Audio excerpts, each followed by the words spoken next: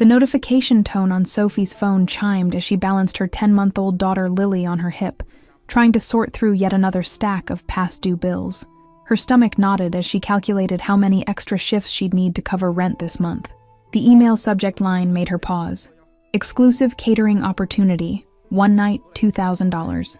Sophie's finger hovered over the delete button, suspecting another scam, but desperation made her open it anyway. The message was brief, professional, and from Rivera Elite Events, a legitimate high-end catering company she'd applied to months ago. They needed emergency staff for a private event this Saturday at the infamous Blackwood Estate, owned by someone called Mr. Romano. Staff must be punctual, professional, and discreet. No phones allowed on premises. Background checks required. Sophie frowned at the strict requirements, but the compensation would cover 3 months of daycare, if she could find someone to watch Lily. Sophie called every babysitter in her contacts, growing increasingly desperate as each one turned her down. Her neighbor, Mrs. Chen, was visiting family. Her cousin was working, and agency sitters charged almost what she'd earn. Lily babbled happily, oblivious to her mother's mounting panic, clutching the worn stuffed rabbit that hadn't left her tiny hands since Sophie's brother had given it to her before his deployment overseas. Just this once, Sophie whispered, making the decision she'd promised herself she'd never make, bringing her daughter to a job. The event coordinator had mentioned staff quarters where Lily could sleep while Sophie worked just a few rooms away. The confirmation email arrived with a non-disclosure agreement and detailed instructions. The event was a private birthday celebration for an unnamed VIP client, and all staff were explicitly forbidden from interacting with guests unless serving them directly. Sophie signed the electronic forms, pushing away the voice warning her this was too good to be true. The promised payment had already been deposited as a 50% advance, more money than she'd seen in her account in months. A follow-up message included a dress code, black pants, white button-up shirt, and a note that a car would collect her at 4 p.m. Saturday. The level of organization and secrecy surrounding a birthday party seemed excessive, but Sophie couldn't afford to ask questions. As Saturday approached, Sophie prepared meticulously, ironing her outfit, packing Lily's bag with extra everything, and rehearsing how she'd keep her baby quiet during the event. This job could change everything if she did it right. The sleek black car that arrived was nothing like the staff shuttle Sophie had expected. The driver, stone-faced and silent, opened the door to reveal sumptuous leather seats and tinted windows that screamed wealth and secrecy. "Is there a problem with bringing my daughter?" Sophie asked nervously, when the driver's eyes flickered to Lily. The coordinator said there would be staff quarters where she could stay. His only response was a curt nod before closing the door. The drive took them out of the city and through imposing iron gates marked with an ornate R, where security guards checked credentials before waving them through.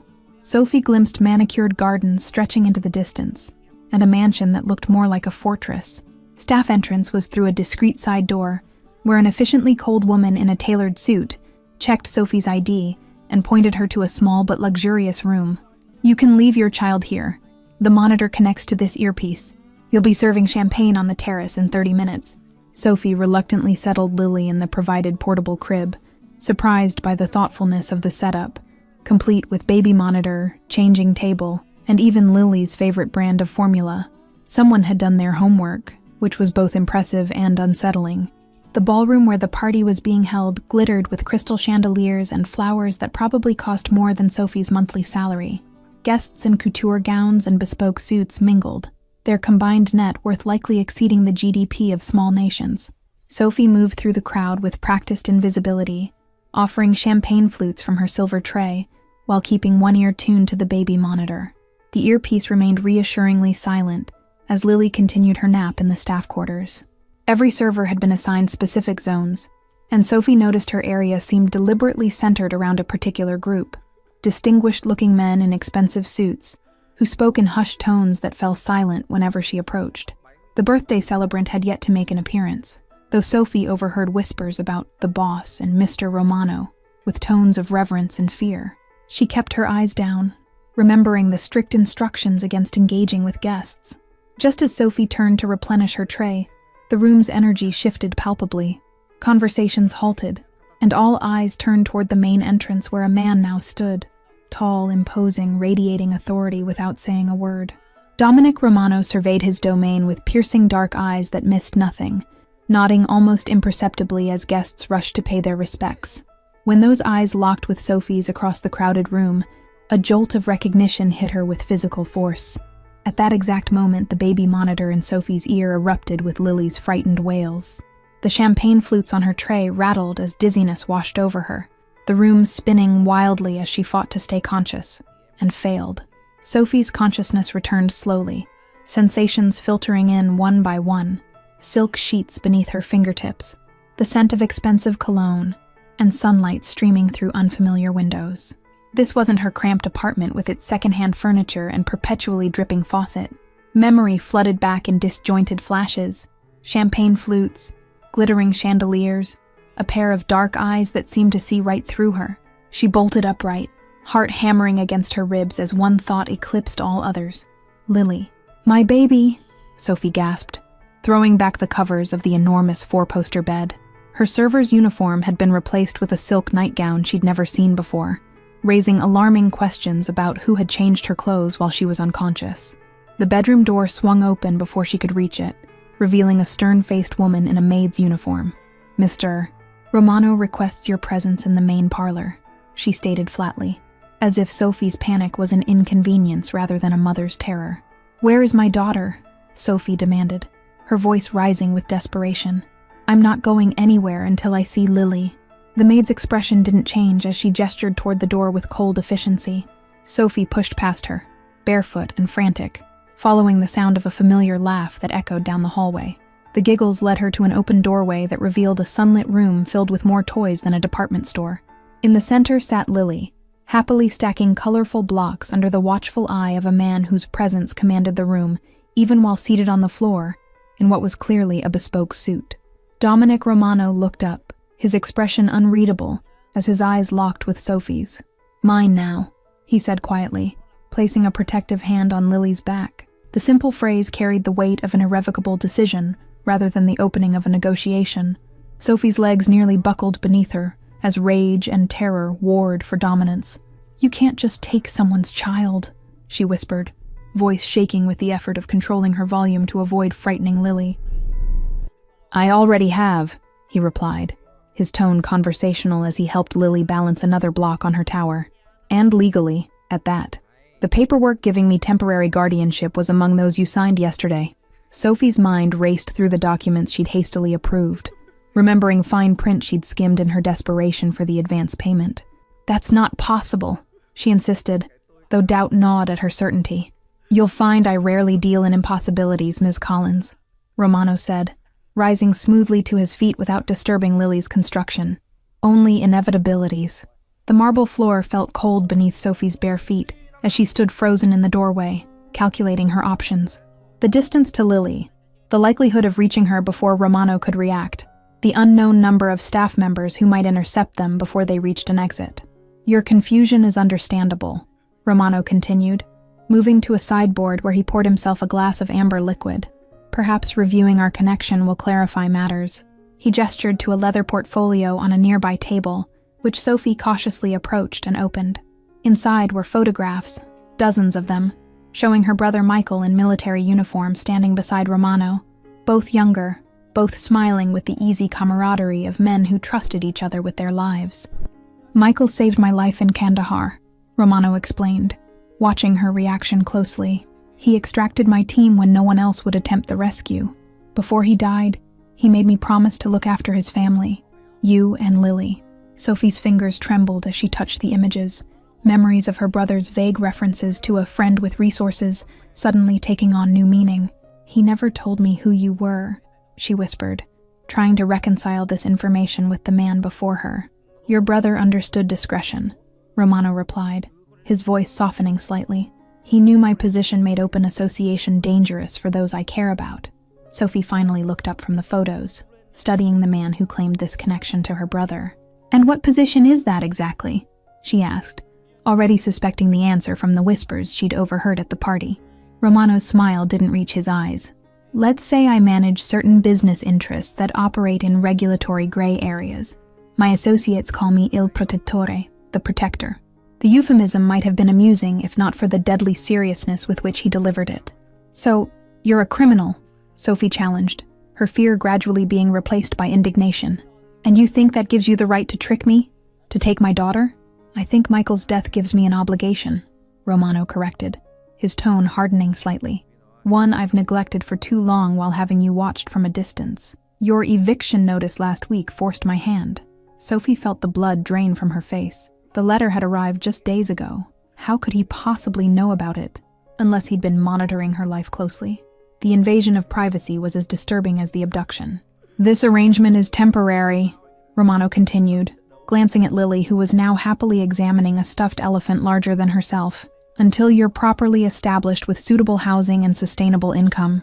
I have several legitimate businesses that could use someone with your qualifications." "My qualifications?" Sophie repeated incredulously. "You don't even know me."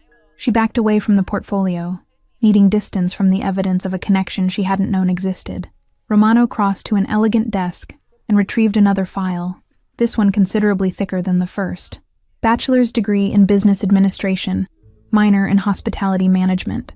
Exceptional references from your internship at the Harrington Hotel before Lily's birth forced you to leave." He flipped a page with disturbing familiarity.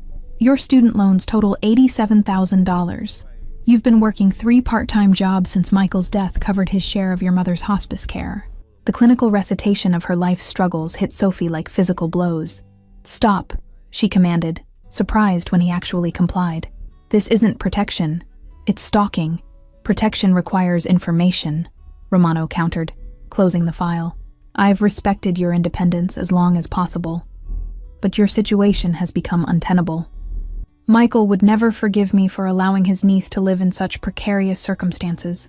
A memory suddenly surfaced in Sophie's mind. The baby formula in the staff quarters had been Lily's preferred brand, impossible to know without detailed surveillance. "The job offer was never real, was it?" she asked, the full extent of the manipulation becoming clear. Romano had the decency to look slightly abashed. "The payment was real. The need to observe you up close was also real. I needed to confirm my reports about your character before bringing you into my home." "Reports? From who?" Sophie demanded, the pieces falling into place with sickening clarity. Mrs. Chen's convenient absence, her cousin's sudden unavailability. Had Romano manipulated those circumstances too? Instead of answering directly, Romano crossed to a built-in bookshelf and pressed something that caused it to slide sideways, revealing a hidden surveillance room. Multiple monitors displayed camera feeds from throughout the mansion, but one screen showed footage Sophie recognized with a gasp, her own apartment building's hallway. "You've had someone following me," she whispered, horrified by the violation. "For how long?" Romano's silence was answer enough, and fury propelled Sophie forward until she stood directly before him, fear temporarily forgotten. "I want to speak to my brother's commanding officer," she demanded, grasping at the one person who might verify Romano's claims. "I need to confirm this supposed promise before I believe anything you say." Romano's expression shifted subtly, respect flickering briefly across his features. "Captain Reynolds is expecting your call," he said, offering his phone. "He'll confirm everything." The 10-minute conversation that followed demolished what remained of Sophie's worldview. Captain Reynolds spoke with clear admiration of both Michael and Romano, confirming they'd served together in a classified special operations unit before Romano returned to family obligations in the States. "Your brother made Dominic swear on his life to protect you both if anything happened to him," Reynolds explained, his voice crackling over the secure line. "He's a man of his word, Sophie. You can trust him with your life. Michael certainly did." As Sophie ended the call, she felt the weight of her brother's final decision settling over her. Michael had entrusted her safety to this man, believing it was the right choice. But could a promise made in a war zone justify what Romano had done? 3 days passed in luxurious captivity, with Sophie mapping the mansion's routines while pretending to accept her situation. The estate operated like clockwork. Guard rotations at midnight and noon, delivery trucks on Tuesdays and Fridays, staff meetings every morning at 8. Romano had been unexpectedly absent, called away on urgent business the morning after their confrontation.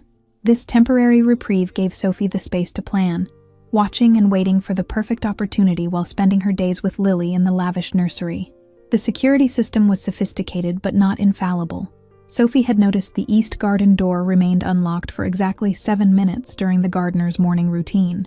A brief window, but potentially enough for someone determined to slip away undetected. Sophie befriended Elena, a young housekeeper who seemed less intimidated by Romano than the other staff.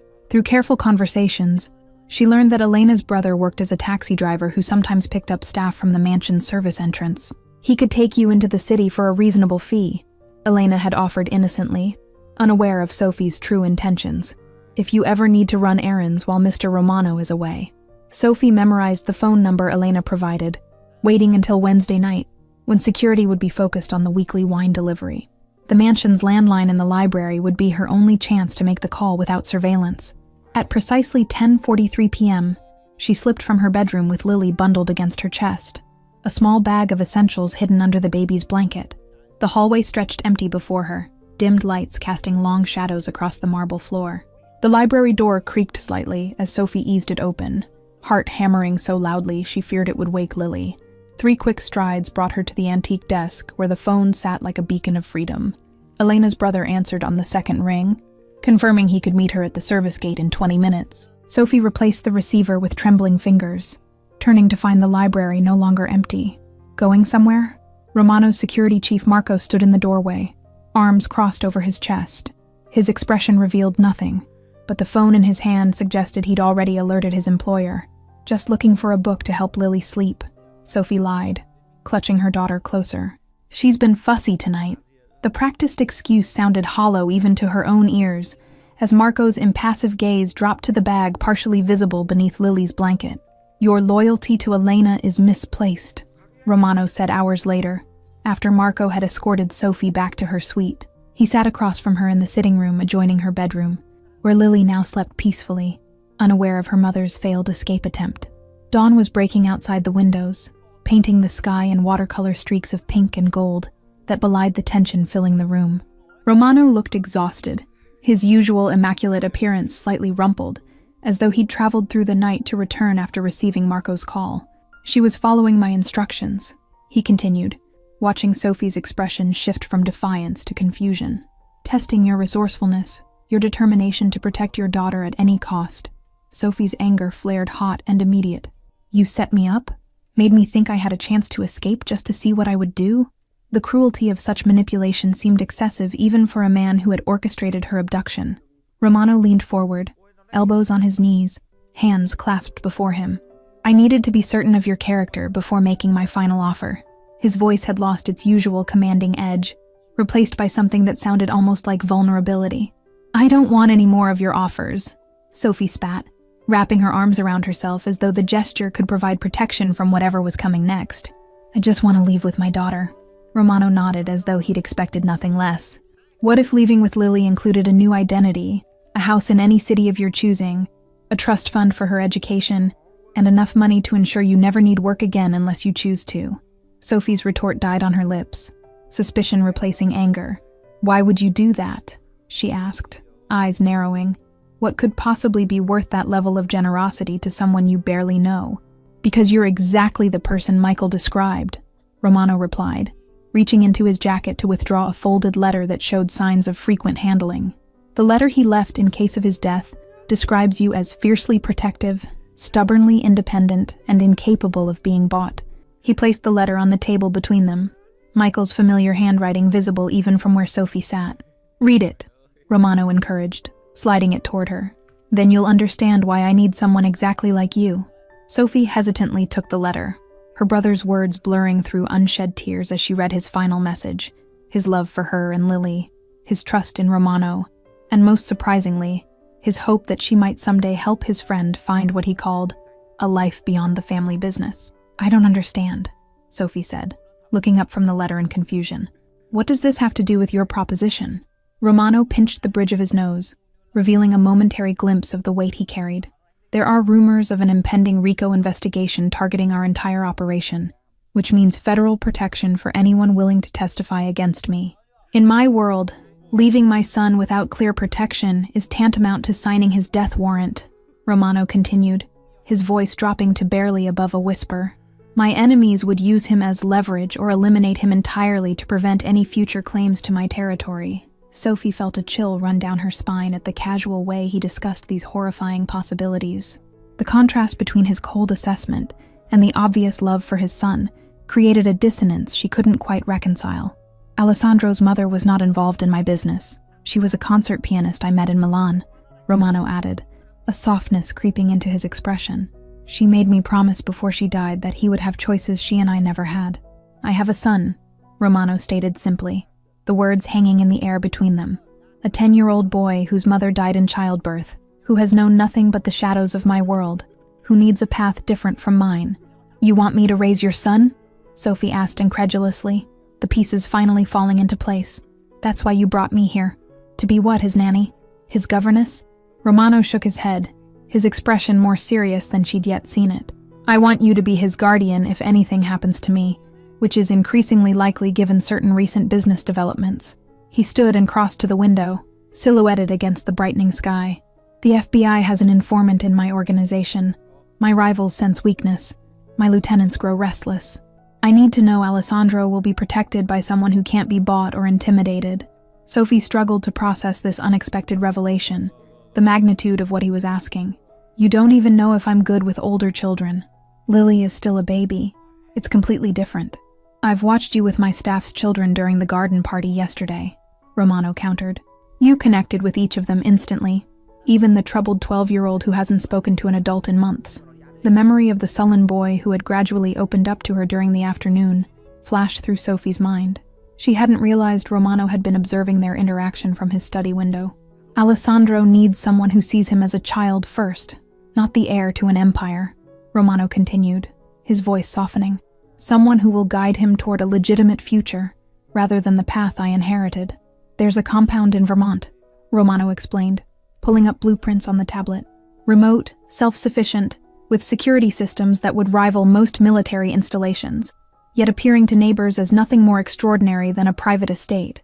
The property featured sprawling grounds, a lake, and facilities that would allow Alessandro to pursue any interest.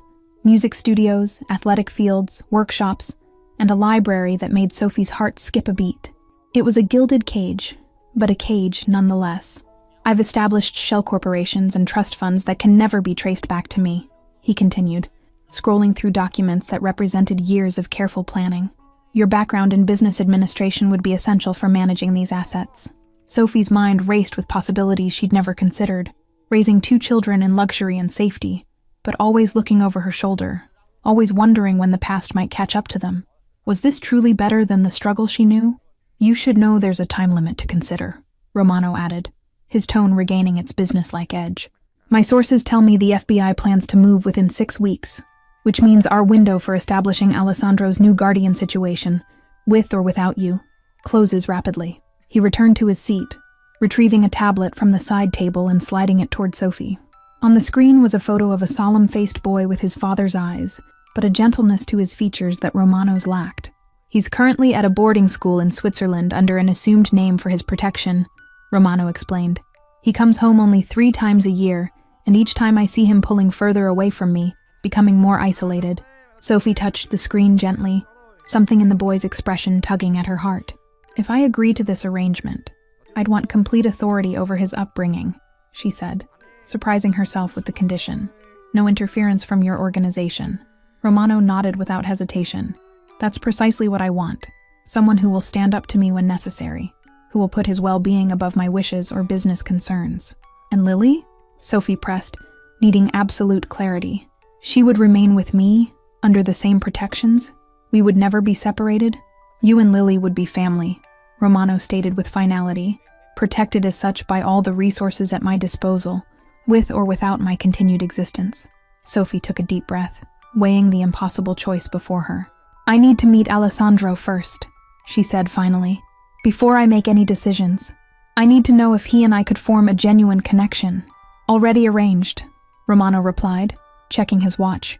The helicopter leaves in an hour. We'll be in Geneva by evening, and you'll have 3 days with Alessandro before deciding. The sun had fully risen now, bathing the room in golden light that seemed to illuminate the crossroads at which Sophie stood. Behind her, the life she'd known, struggling but independent.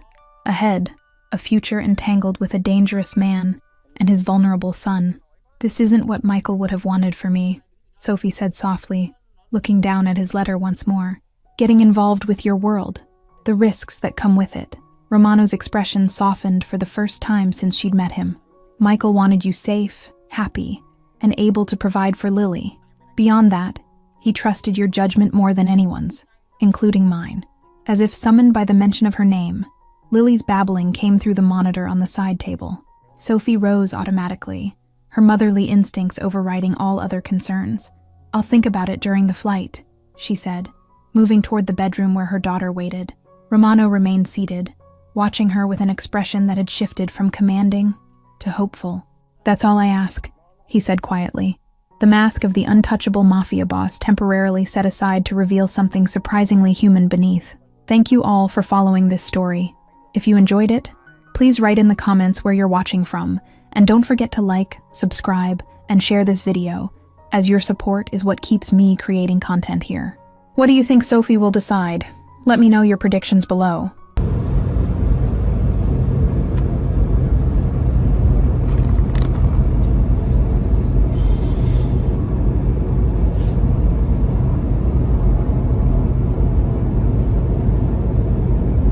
Сейчас зайдем, посмотрим, как у них трансляция началась.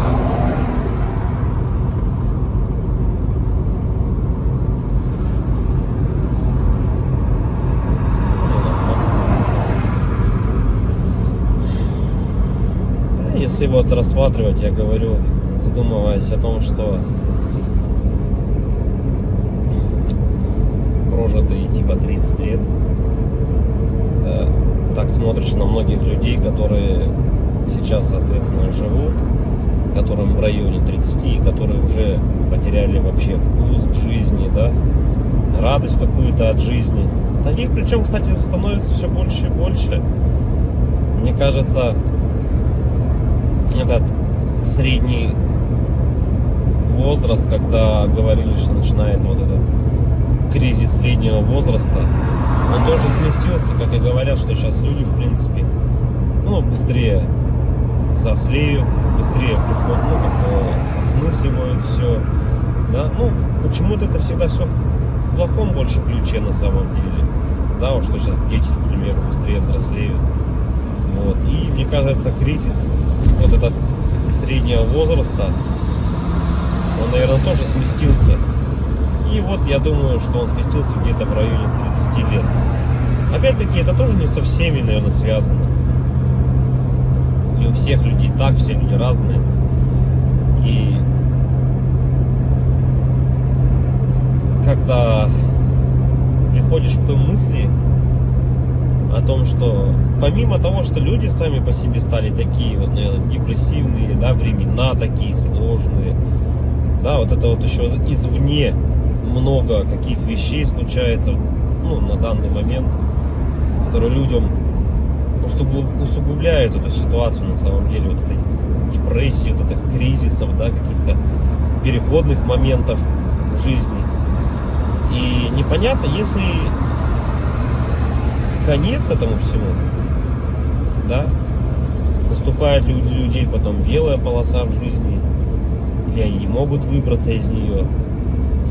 Примеров достаточно на самом деле много. К примеру, вот сосед у меня есть такой хороший парень был, и есть, он хороший человек сам по себе, но вот у него сейчас очень сложные времена такие, как бы дизмораль на него напала, о том, что он не реализовался в своей жизни к 30 годам, что жизнь у него кончена. И не может он выбраться из этой ситуации. Да? Как говорят, если мы говорим, что это мужики такие, да, типа слабые, да, какие-то, безморальные, как бы такие вот, что в основном это случается, наверное, зачастую, может быть, это у мужиков случается в этом возрасте, такой кризис, наверное, да, каких-то неудач в своей жизни, не пришедших ни к чему достойному и хорошему. Но вопрос в том, что это мужики такие, типа слабые, или времена такие стали, что если вот разобраться так, вот, например, возьмем даже с древних времен, когда человеку нужно было добывать пищу самому, да, там убивать мамонтов, мужику стоило там сходить на охоту. Да, на охоту он сходил, кого-то там добыл добычу, принес домой, да, что-то где-то там поделал дома, и все как бы. Ну и это, возможно, как работа тоже на ежедневной основе, да, была. И как бы мужик в то время считался, но еще воином были, они воинами были, не воевали, да. В любом случае это все такая в основном физическая была работа, типа стратегии именно добычи пищи какой-то себе. Ну, тут вот требовалось, возможно, какое-то знание, да, тут я не спорю. Но в основном это была физическая работа. Если взять, к примеру, не такие далекие времена, когда там люди вот только выходили из пещер, да, взять даже, допустим, 50 лет назад, 100 лет назад, да, когда люди работали на заводах, и что тогда считалось именно мужиком, да, таким. Разница была, наверное, с нынешними временами в том, что если ты работал, к примеру, на заводе на каком-то, то тебе было этого всего достаточно. То есть ты уходил на завод, отработал свое время, да, пришел домой, какие-то тоже там, может, домашние дела, и, ну, и этого тебе было достаточно на самом деле. Как бы и все, и заключалась вся суть именно мужчин, ну вот, как бы устроиться главное на завод и работать физически, опять-таки, да, получить какое-то образование, так, ну, как бы среднеспециальное, к примеру, да, какой-нибудь токарь, идти на завод, отработать там 8-12 часов. Это не легкая работа, я не спорю тоже с этим. Но опять-таки, этого зато было достаточно. Человек уходил, он отрабатывал там 12 часов и понимал, что ему будет всего достаточно. Ради этого и была, наверное, главная и основная мотивация. Да?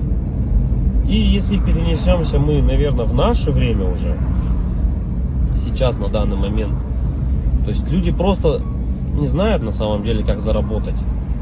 Как получить жилье, как получить новый автомобиль. То есть способов получения данного результата его нету как такового. Это говоря о том, что ты будешь ходить на работу по 8, по 12 часов, допустим, сутками там работать, да, ты не заработаешь на машину, заработаешь ты на нее через 5 лет, если ты там не будешь ни пить, ни есть, как бы, да. Ну ладно, если вообще не тратить деньги, то заработаешь год. Ну такого же невозможно, это же только где-то в сказках. С учетом нынешних трат, то есть даже при зарплате какой-то средней, там 100 тысяч рублей, ну где-то 60, где-то 70, где-то 80, возьмем от 60, наверное, до 120, то есть, к примеру, достижение результата такой, как, к примеру, квартира, недвижка какая-то своя, это кредиты, ипотеки, то есть вот здесь и сейчас ты берешь. И залазя все глубже и глубже, то есть, как сказать, взял ты, к примеру, себе недвижимость, да, в ипотеку, пусть оно будет так. Помимо тех трат, к примеру, помимо этой ипотеки, там ремонт и так далее, тебе за эти 20 лет нужно и телефоны менять, и одежду менять, и так далее, там кушать надо. Машины также в этот же момент менять тебе надо. И то есть это кабала на самом деле такая, она дизморальная. И к чему это все? Что же значит мужик в наше время, который ходит на завод, работает 12 часов, а денег у него все равно нету. Как бы добычу он принести уже не может, да? Ну типа он может сходить в лес, но от этого толку особо не будет. И, наверное, сам интернет, во-первых, расфорсил вот это вот все, то, что люди должны зарабатывать какие-то миллионы. Они должны зарабатывать. Это было бы шикарно, если бы каждый зарабатывал. Но каждый по своей сути не может столько зарабатывать, да? потому что не хватит денег, чтобы каждый. А может их и хватит, но никто никому не даст так зарабатывать. И вот возвращаясь, к примеру, к тому, что какая зарплата? Ну, 1300, наверное, должна быть в наше время, чтобы как бы себя, наверное, обеспечивать, да? Хорошо. Одному. И кто же тогда мужик в наше время? Типа, что он должен делать? Что он должен выполнять? Как бы, если он ходит на работу, но смысла от этого нету. Ну, как бы он есть, да, у тебя какой-то идет доход, но его не, если его недостаточно. Смотришь другие профессии, другую работу, да,